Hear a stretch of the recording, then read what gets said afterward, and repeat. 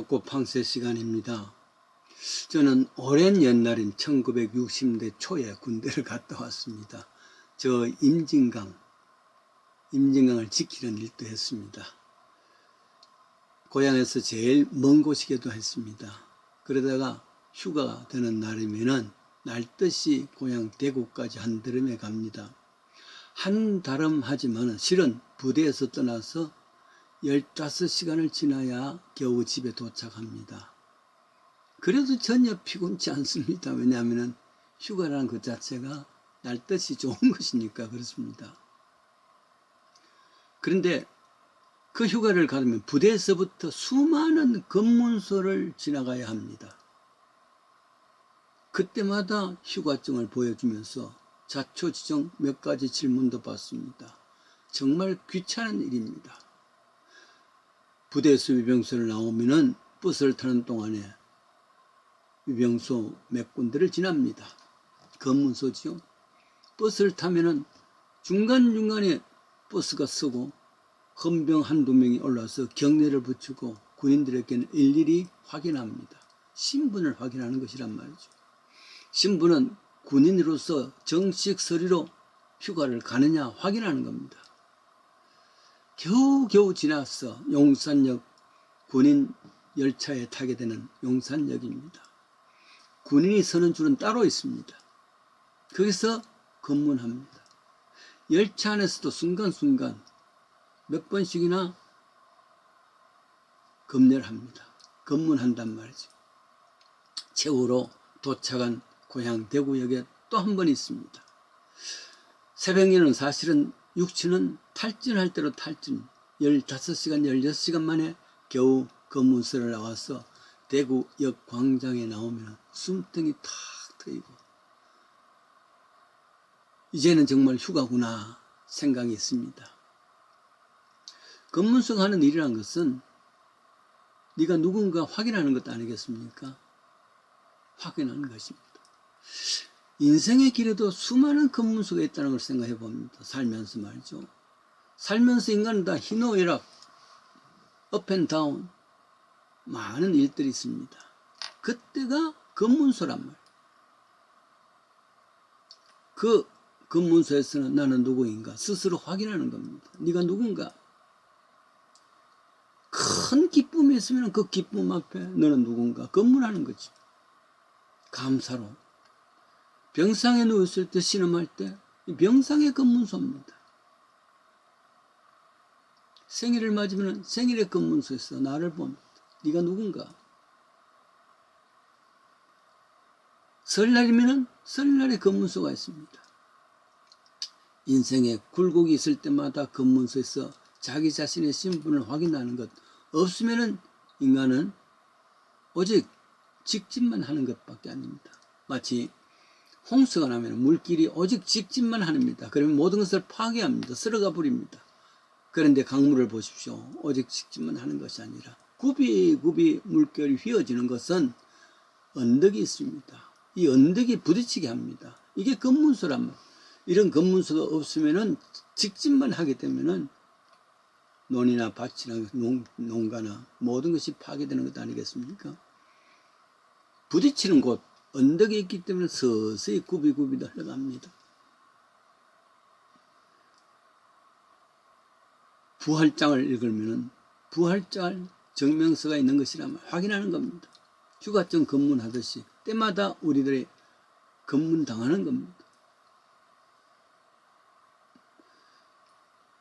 공중의 새를 보라. 들의 백합화를 보라. 저들을 먹이신다. 꾸중하는 검문소도 있습니다. BC 600년 전쯤 유대나라 사람들은 위대한 선지자가 있었습니다. 그 당시는 바벨로니아 포로당하고 있는 상황입니다. 정복당해 있단 말이에요. 그래서 다 바벨론 여러 곳에 흩어져 살게 됩니다. 일컬어 바벨론 포로 기간입니다. 70년을 포로 생활을 했습니다. 종살이 했단 말이에요. 무거운 짐이고 무거운 삶이죠. 이때 선지자 에스겔은 검문소를 설치합니다. 말씀하십니다. 하나님 말씀의 검문소입니다. 내용은 어쩌다 우리가 이렇게 됐는가? 앞으로 우리는 어떻게 될 것인가? 그러면서 한 아이를 예를 듭니다. 에스겔 16장에 나오는 내용입니다. 한 여자아이가 참 출생했는데도 불구하고 아무런 도움을 받지 못하고 탯줄도 걷지 못하고 덜에 버려졌습니다. 얼마나 비참한 존재입니까? 그래서 발부둥치고 헐벗고 울고 있지만은 피투성이 됐지만은 아무도 돌보지는 않습니다. 그런데 한 분이 지나시다가 불쌍히 여겨서 탯줄도 끊고 목욕도 시키고 기름도 바르게 하고 좋은 옷을 입히고 자식으로 삼아서 길렀습니다. 다행히 아이는 아름다운 처녀로 성장했는데 그때부터는 구해주신 분에 대한 은혜는 잊어버리고 감사치도 않냐고 불순종하고 마음대로 산단 말이에요. 이 남자 저 남자 품에 안기기도 합니다. 키워준 분에 대해서는 배신이요 배반 아니겠습니까? 키워주신 이분은 얼마나 마음에 아팠을까. 이럴 때에 그 주인 되시는 분은 어떻게 하겠습니까? 큰 벌을 내리지 아니할 수밖에 없습니다. 이것은 유대 나라가 저 바빌론 포로가 된 것을 빗대어서 말합니다. 왜 포로 생활인가?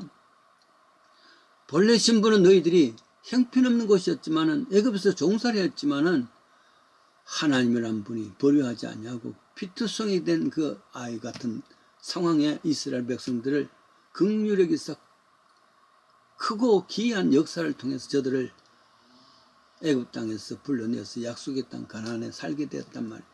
다윗 왕국 시대 때에 솔로몬 왕국 시대 때에 말로 할 수 없는 강국을 만들어 줬습니다. 그런데 이럴 때에 하나님 앞에 감사하고 은혜를 찬양하고 그래야 되는데 점점 하나님은 멀리하고 이방신을 섬기고 구해주신 하나님 여호와를 잊어버렸단 말이에요. 이때 그 여호와께서 하실 수 있는 것은 저들에게 징계하지 아니할 수가 없습니다. 그것이 포로 생활이다 하는 것을 이야기합니다.